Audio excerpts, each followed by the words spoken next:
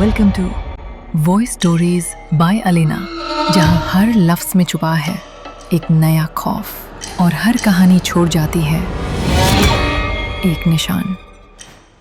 میرا نام احمد رضا ہے، میری عمر 40 سال ہے اور میں پنجاب کے ایک پرانے مگر چھوٹے گاؤں میں پیدا ہوا۔ یہ گاؤں چنیوٹ کے قریب واقع ہے۔ میرا بچپن کھیتوں، درختوں، دریاؤں کے کنارے اور کچی گلیوں میں گزرا۔ زندگی سادہ تھی، مگر گاؤں کے رسم و رواج، ذات پات اور مذہب کے دائرے بڑے سخت تھے۔ آج جو بات میں آپ کو سنانے جا رہا ہوں، یہ میرے دل کا سب سے بڑا بوجھ ہے۔ برسوں تک میں نے یہ راز کسی کو نہیں بتایا، کیونکہ میں جانتا تھا کہ اگر سچ کھل گیا تو نہ صرف میری زندگی بلکہ میری بیوی کی زندگی بھی خطرے میں آ جائے گی۔ دراصل یہ واقعہ محبت کا ہے، مگر اس محبت کے بیچ میں نفرت، ظلم اور ایک ایسی بھٹکتی ہوئی روح ہے جس کی آہٹ ہر سال دیوالی کی رات سنائی دیتی ہے۔ ہمارے گاؤں میں ہندو اور مسلمان الگ الگ بستیوں میں رہتے تھے۔ دونوں کے بیچ میں ایک دریا بہتا تھا، جو صرف پانی کا نہیں بلکہ رسم و رواج اور عقیدوں کا فاصلہ بھی بناتا تھا۔ مسلمان بستی میں زندگی نسبتاً غریب تھی۔ لوگ کھیتوں میں کام کرتے، مویشی پالتے اور چھوٹے موٹے کاروبار سے گزارا کرتے۔ دریا کے اس پار ہندو بستی تھی، جہاں بڑے زمیندار اور زمینوں کے مالک رہتے تھے۔ ان میں سب سے بڑا نام مہاویر پرساد شرما کا تھا، گاؤں کا سب سے بااثر شخص، جو اپنی مرضی سے فیصلے کرتا اور جس کے حکم کے آگے کوئی زبان نہیں کھولتا تھا۔ میں ایک کسان کا بیٹا تھا، کھیتوں میں کام میرا معمول تھا۔ ایک دن دوپہر کے وقت میں پانی لینے کنویں کے پاس گیا۔ وہاں ایک لڑکی جھک کر مٹکے میں پانی بھر رہی تھی۔ دھوپ میں اس کے بالوں کی لٹیں سنہری لگ رہی تھیں۔ وہ تھی شالنی شرما، مہاویر پرساد کی بیٹی۔ اس کا لباس ہندو عورتوں جیسا تھا، رنگ برنگا گھاگرا اور چولی اور ماتھے پر بندی، مگر اس کی آنکھوں میں ایک چمک تھی جو باقی گاؤں کی لڑکیوں سے مختلف تھی۔ ہماری پہلی ملاقات میں زیادہ بات نہیں ہوئی، میں نے بس سلام کیا، جو شاید اس کے لیے غیر معمولی تھا، کیونکہ ہمارے گاؤں میں ہندو اور مسلمان ایک دوسرے کو اس طرح مخاطب نہیں کرتے تھے۔ وہ مسکرائی اور بس اتنا بولی، تم یہاں کے ہو؟ میں نے سر ہلایا اور مٹکا بھر کر واپس چلا گیا۔ اگلے چند ہفتوں میں میں نے اسے کئی بار دیکھا، کبھی کھیتوں کے قریب پھول توڑتے ہوئے، کبھی کنویں پر پانی بھرتے ہوئے۔ آہستہ آہستہ ہماری بات چیت بڑھنے لگی۔ شروع میں یہ گفتگو صرف موسم یا کھیتوں کی فصل تک محدود رہتی، مگر پھر اس میں ہنسی، سوال اور ذاتی باتیں شامل ہو گئیں۔ شالنی کی ہنسی میں کچھ ایسا تھا جو میرے دل کو بے چین کر دیتا۔ میں نے کبھی سوچا بھی نہیں تھا کہ میں کسی ہندو لڑکی کو اس طرح چاہنے لگوں گا، لیکن دل پر کس کا زور چلتا ہے۔ ہم نے گاؤں کے پرانے برگد کے درخت کے پیچھے ملنا شروع کیا۔ یہ جگہ دریا کے کنارے تھی اور وہاں کم ہی لوگ آتے تھے۔ کبھی میں اس کے لیے امرود لے آتا، کبھی وہ میرے لیے مٹھائی۔ شالنی اکثر کہا کرتی تھی، احمد اگر بابا کو پتہ چل گیا تو؟ میں مسکرا کر جواب دیتا، تو ہم بھاگ جائیں گے۔ اس پر وہ خاموش ہو جاتی، مگر اس کی آنکھوں میں ایک خوف تیرنے لگتا۔ پھر ایک دن اس نے روتے ہوئے بتایا، بابا نے میری شادی جے پور کے ایک ہندو لڑکے سے طے کر دی ہے، اگلے مہینے رسومات شروع ہوں گی۔ یہ سن کر میرے پیروں تلے زمین نکل گئی۔ میں نے فوراً کہا کہ ہم بھاگ جائیں گے، مگر اس نے ڈرتے ڈرتے بتایا کہ گاؤں میں ہر طرف بابا کے آدمی نظر رکھتے ہیں۔ ہم نے طے کیا کہ دیوالی کی رات جب گاؤں روشنیوں اور پٹاخوں میں مصروف ہوگا تو ہم فرار ہو جائیں گے۔ دیوالی کی رات پورے گاؤں میں گہما گہمی تھی۔ مسلمان بستی نسبتاً خاموش تھی، مگر ہندو بستی میں چراغاں، آتش بازی اور شور تھا۔ ہم نے اسی ہنگامے کا فائدہ اٹھانے کا سوچا۔ رات تقریباً 11:30 بجے میں گاؤں کے کچے راستے سے دریا کی طرف بڑھا۔ آسمان پر چاند دھندلا تھا اور ہوا میں نمی گھلی ہوئی تھی۔ دور سے پٹاخوں کی آواز اور روشنی کے فوارے دکھائی دے رہے تھے۔ شالنی گلابی ساڑی پہنے، دوپٹے میں کچھ سامان لپیٹے دبے قدموں آئی۔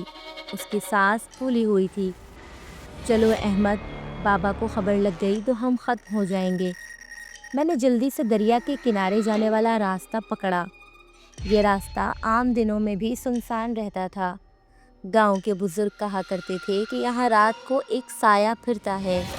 میں ان باتوں کو ہمیشہ مذاق سمجھتا تھا، مگر اس رات جب ہم اس راستے پر قدم رکھ رہے تھے تو ہر پتا، ہر جھاڑی اور ہر آواز ڈراؤنے لگ رہی تھی۔ دریا کے قریب پہنچتے ہی اچانک گھنی دھند چھا گئی، فضا میں عجیب سی خاموشی پھیل گئی۔ پھر اچانک گھوڑوں کی ٹاپ سنائی دی۔ مڑ کر دیکھا تو مہاویر پرساد کے آدمی راجو اور بھانو نیزے اور لاٹھیاں لیے ہماری طرف بڑھ رہے تھے۔ تیز دوڑو، میں نے کہا۔ ہم دوڑنے لگے۔ گھوڑوں کی ٹاپ قریب آتی جا رہی تھی۔ اسی وقت دھند کے اندر سے ایک دھندلا سا سایہ ابھرنے لگا۔ وہ عورت تھی، بھیگی ہوئی ساڑی، سفید چہرہ، خون سرخ آنکھیں۔ شالنی کانپ اٹھی۔ یہ کون ہے؟ عورت نے دھیرے سے کہا، میں رادھا، تمہاری ماں۔ میری ماں؟ میری ماں تو برسوں پہلے مر گئی تھی۔ رادھا کی سانس بھاری تھی، جیسے وہ ہر لفظ بولنے میں تکلیف محسوس کر رہی ہو۔ ہاں، سب یہی سمجھتے ہیں، تمہیں جھوٹ بتایا گیا۔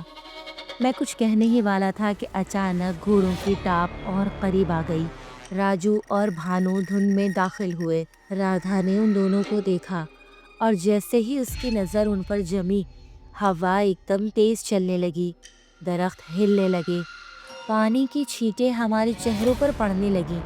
راجو نے کچھ کہنے کی کوشش کی مگر اس کی آواز طوفان میں دب گئی۔ پھر اچانک ایک چیخ سنائی دی۔ میں نے دیکھا کہ بھانو زمین پر گر چکا تھا اور اس کا جسم مڑ کر عجیب زاویے بنا رہا تھا، جیسے کوئی نظر نہ آنے والی طاقت اس کی ہڈیاں توڑ رہی ہو۔ لیکن دھند سے نکلنے سے پہلے ہی وہ رک گیا، جیسے کسی نے اس کا گلا دبا دیا ہو۔ اس کی آنکھیں پھٹ کر باہر آنے کو تھیں اور چند لمحوں میں وہ بھی زمین پر ڈھیر ہو گیا۔ شالنی چیخنے ہی والی تھی کہ رادھا نے اس کے کندھے پر ہاتھ رکھا۔ خاموش، سنو، تمہیں سب سچ جاننا ہوگا۔ ہم تینوں دھند کے بیچ ایک پتھر کے پاس بیٹھ گئے۔ رادھا نے آسمان کی طرف دیکھا، جیسے وہ یادوں میں کھو گئی ہو۔ میں مہاویر پرساد کی بیوی تھی، شادی مجبوری میں ہوئی تھی، دل کبھی اس کے ساتھ نہ لگا۔ پھر ایک دن میں نے ایک مسلمان لڑکے سے محبت کر لی، تمہارے سچے باپ سے۔ شالنی کا چہرہ زرد ہو گیا۔ ہاں شالنی، تم آدھی مسلمان ہو۔ رادھا کی آواز ٹوٹ گئی۔ جب مہاویر پرساد کو پتہ چلا وہ پاگل ہو گیا۔ اس نے مجھے گھر میں قید کر دیا اور ایک رات، دیوالی کی رات، اس نے مجھے کھلے صحن میں رسیوں سے باندھ کر آگ لگا دی۔ شالنی نے آنکھوں پر ہاتھ رکھ لیے۔ میں چیخی، چلائی، مگر کسی نے مدد نہیں کی۔ آدھا جسم جل گیا اور پھر اس نے میرا جلتا ہوا جسم دریا میں پھینک دیا۔ پانی نے میرا سانس چھین لیا اور اس رات کے بعد میری روح اسی کنارے قید ہو گئی۔ رادھا نے اپنے ہاتھ مٹی پر مارے۔ میں ہر سال دیوالی کی رات دریا سے نکلتی ہوں۔ کچھ روحیں جشن منانے نہیں آتی، وہ انصاف لینے آتی ہیں۔ شالنی خاموش تھی، میں بھی کچھ بول نہ سکا۔ رادھا نے میری طرف دیکھا۔ احمد، تم اسے لے جاؤ، آج تم دونوں کو بچانا میرا فرض ہے۔ میں نے شالنی کا ہاتھ پکڑا اور دھند سے باہر نکلنے کی کوشش کی، لیکن ہر بار جب ہم نکلنے لگتے، دھند جیسے ہمارے سامنے دیوار بن جاتی۔ رادھا نے کچھ الفاظ بڑبڑائے، شاید کوئی پرانا منتر۔ اچانک دھند میں ایک راستہ بن گیا جو دریا کے کنارے سے دور جا رہا تھا۔ جب ہم جانے لگے تو شالنی نے ایک دم پلٹ کر کہا، ماں تم بھی چلو نا۔ رادھا مسکرائی، مگر اس کی مسکراہٹ میں غم کی ایک لہر تھی۔ نہیں بیٹی، میں زمین سے بندھی ہوں، جب تک مہاویر کا خون نہ بہے میں آزاد نہیں ہو سکتی۔ اس کے یہ الفاظ سن کر میرے رونگٹے کھڑے ہو گئے۔ ہم گھنٹوں چلتے رہے۔ شالنی کی سانسیں اکھڑ رہی تھیں، میرے پاؤں چھل گئے تھے، مگر ہم رکے نہیں۔ صبح ہونے سے پہلے ہم شہر کے قریب پہنچ گئے۔ وہاں ایک پرانے جاننے والے کے گھر پناہ لی۔ میں نے اس سے مدد مانگی اور 2 دن بعد ہم نے نکاح کر لیا۔ برسوں بعد اب برسوں گزر گئے ہیں، میں اور شالنی شادی شدہ ہیں، ہمارے بچے ہیں، مگر ہر دیوالی کی رات ایک عجیب سا خوف دل میں جاگ اٹھتا ہے۔ شادی کو کئی سال گزر چکے تھے، ہم شہر میں سکون سے رہتے تھے۔ ایک صبح میں چائے پیتے ہوئے اخبار پڑھ رہا تھا کہ ایک خبر نے میرا ہاتھ روک دیا۔ بڑی سرخی میں لکھا تھا، چنیوٹ کے قریب ذمہ دار مہاویر سنگھ کی پراسرار موت۔ نیچے تفصیل تھی، مہاویر پرساد اپنے نوکروں کے ساتھ رات کے وقت دریا کے کنارے گیا۔ عینی شاہدین کا کہنا ہے کہ اچانک شدید دھند چھا گئی، گھوڑوں نے بدک کر دوڑ لگا دی اور ذمہ دار کی لاش صبح دریا سے ملی۔ جسم پر کسی جانور کے پنجے یا دانت کے نشان نہیں، مگر چہرے پر خوف جمع ہوا تھا۔ میرے ہاتھ سے اخبار پھسل گیا۔ شالنی میرے پاس آئی، اس نے خبر پڑھی اور ایک لمبے سکوت کے بعد صرف ایک لفظ کہا، ماں۔ شالنی کی آنکھوں میں عجیب سا سکون اور دکھ دونوں تھے۔ اس نے کہا، میں گاؤں واپس جانا چاہتی ہوں، اب میرا باپ نہیں رہا اور ماں کے بارے میں سب جان چکی ہوں۔ میرے دل میں ہلچل مچی، مگر میں جانتا تھا کہ یہ سفر ضروری ہے۔ اگلے دن ہم گاڑی میں بیٹھے اور کئی گھنٹوں کے سفر کے بعد دوبارہ اپنے پرانے گاؤں پہنچ گئے۔ جیسے ہی ہم گاؤں میں داخل ہوئے، لوگ ہمیں پہچان گئے۔ کچھ نے حیرت سے دیکھا، کچھ نے شرمندگی سے نظریں جھکا لیں۔ ایک بزرگ نے ہمیں اپنے آنگن میں بٹھایا اور مہاویر پرساد کی آخری رات کا حال سنایا۔ اس رات وہ 4 آدمیوں کے ساتھ آیا تھا، دریا کے کنارے کچھ تلاش کر رہا تھا۔ ہم نے دور سے دیکھا، دھند آئی، پھر ایک عورت کی چیخ سنائی دی۔